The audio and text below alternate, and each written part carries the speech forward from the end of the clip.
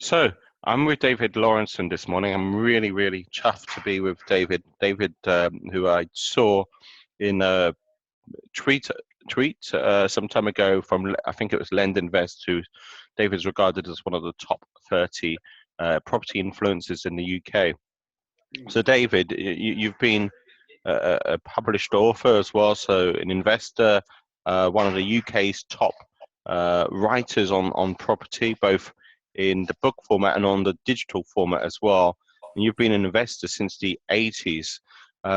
So the focus of the event on the 18th of May, two weeks before the election, is on the impact of the election and looking at a bit broader scale as well, thinking, longer term, what could be the impact on property as a whole, and looking at London specifically, but not exclusively to London.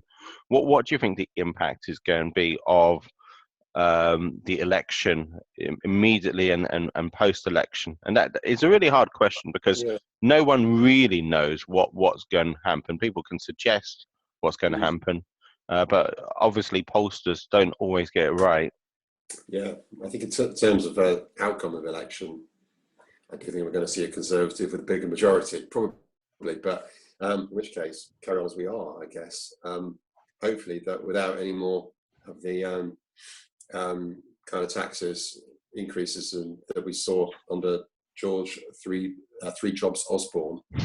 So I think things hopefully by now surely will probably hit landlords enough, and we're seeing the impact. I think there will be of possibly a slowing down in growth. In fact, I think there will be reversal in the size of the private rented sector coming through, because I think a lot of people are quite worried about what Osborne did, rightly so. So probably some slowdown in that. But there's still plenty of money to be made in letting property and being a landlord, that is for sure.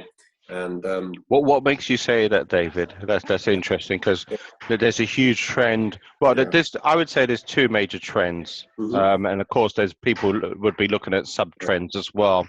Yes. So I would say the two trends for me I see at the moment are development, and I see also service accommodation.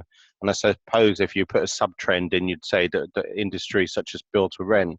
Although some people may say, is that really a huge trend for most people? Is that just for a very small niche? So it's fascinating you say there's opportunity still, because to be fair, you're one of the more positive people on that.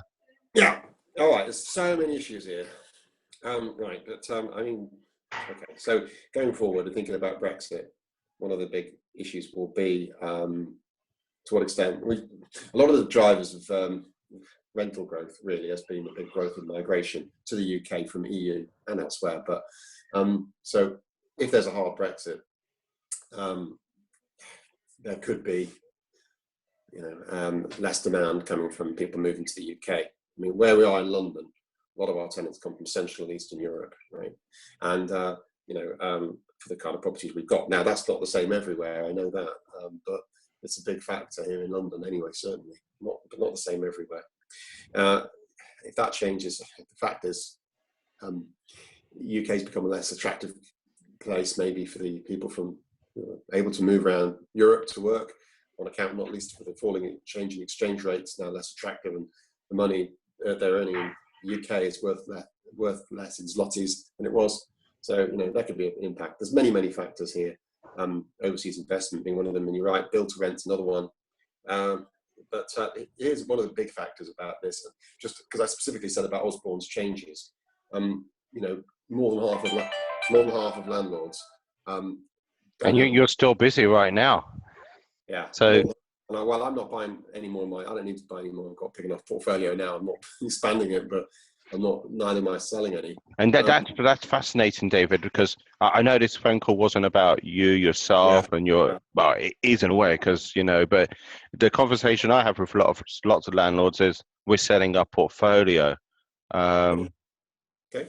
Well, here's the thing: more than half of landlords' properties out there, more than half, do not have a mortgage on them, so they're unmortgaged. So the changes to the big one, which is the changes to the way that interest is. It can be deducted for tax purposes. has no impact on those people. It's a no change situation because you haven't got a mortgage and you can't be affected by that one.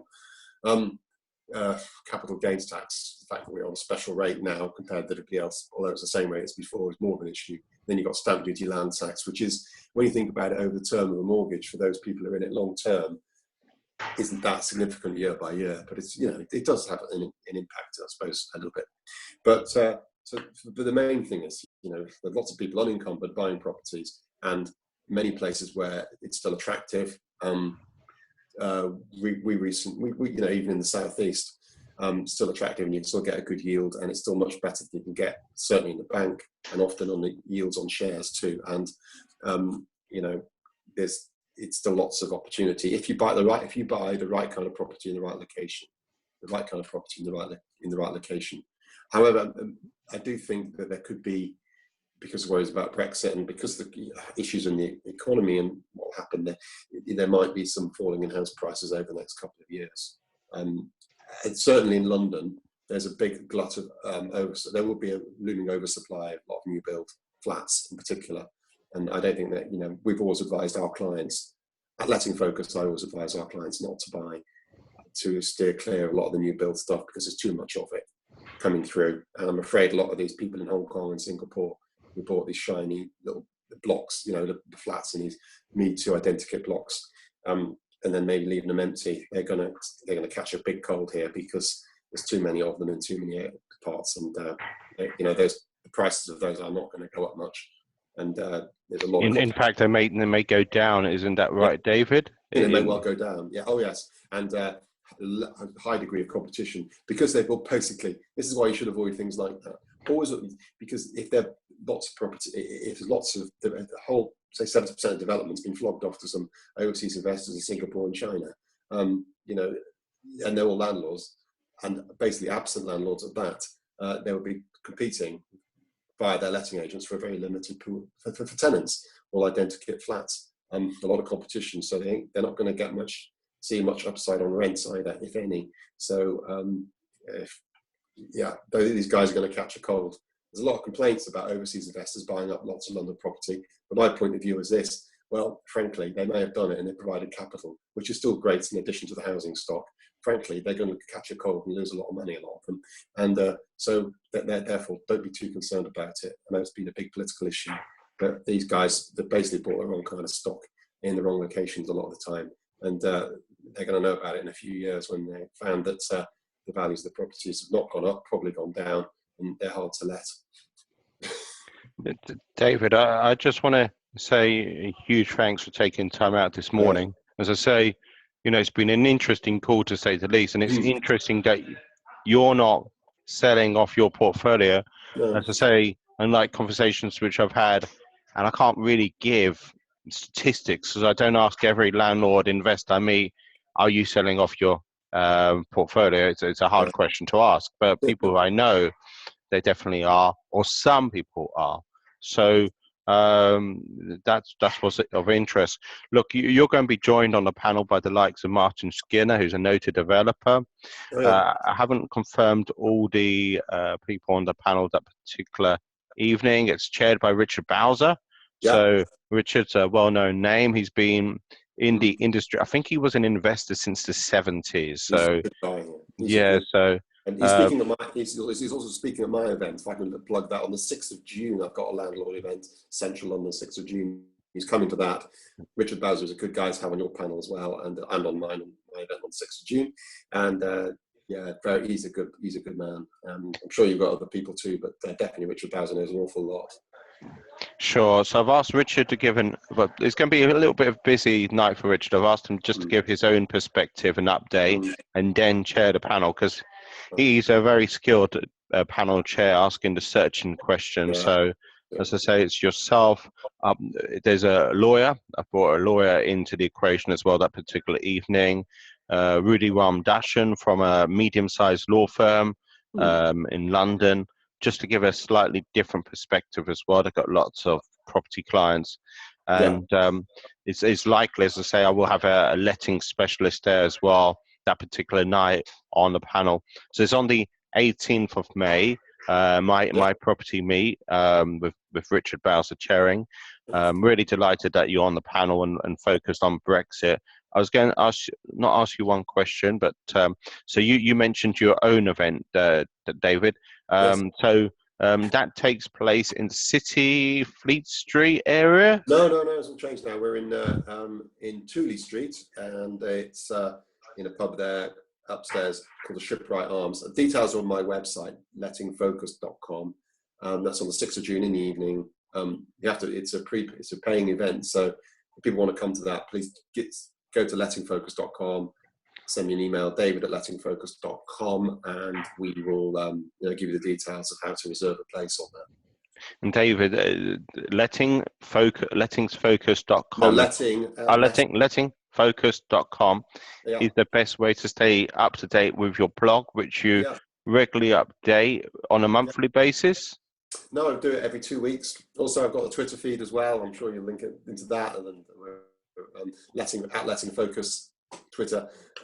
So yeah, I do a blog at least every couple of weeks, and to keep up to date. And there's of course my book out, my new book for landlords, Buy-to-Let Landlord's Guide to Finding Great Tenants. My new book, which is available, which is out now, and an updated edition of my old book, which has been out for 13 years, Successful Property Letting. So that's still out there. So plenty to read and find out about for landlords. David, I just want to say huge thanks for taking time out today. Thank you for having me. Thank you. So you're absolutely welcome. I want to say huge thanks to listeners. I know I haven't been very animated on this video. You can't see me being animated. It's the first time I've almost had to be quiet on video, so I'm not sure what's happened in the settings, but to be fair, it's more important to get your views, your experience. So huge thanks for taking time out, David. Thanks very much. And okay, thanks, Brendan. I look forward to seeing you at your event. Okay. Thank you. Bye.